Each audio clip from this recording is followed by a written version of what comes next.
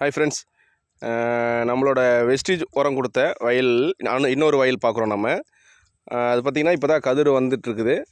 எந்த அளவுக்கு கதிர், அதாவது ஒரு நாற்று எந்த அளவுக்கு நம்மளுக்கு கதிர் வந்திருக்குது அப்படிங்கிறத பாருங்கள். வெஸ்டீஜ் உரம் கொடுத்த வயலும் கொடுக்காத வயலும், சரிங்களா? இப்போ இது பார்த்திங்கனாக்கா இது வந்து நீங்கள் சொல்லுங்கள். நீ இது வந்து வெஸ்டேஜ் உரம் போட்ட வயல், இது வந்து போடாத வயல்.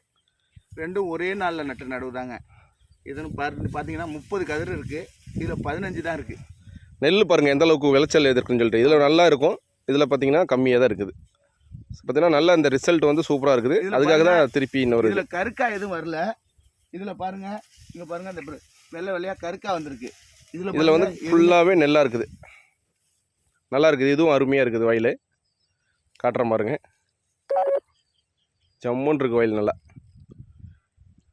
இது வந்து வெஸ்டீஜ் உரம் போடாத வயல். ரெண்டும் ஒரே நாளில் நட்டது தான். இது பச்சையாகவே இருக்குது. இது இன்னும் கதிர் அந்தளவுக்கு வரல, ஒரு செழுமையாக இன்னும் வரல.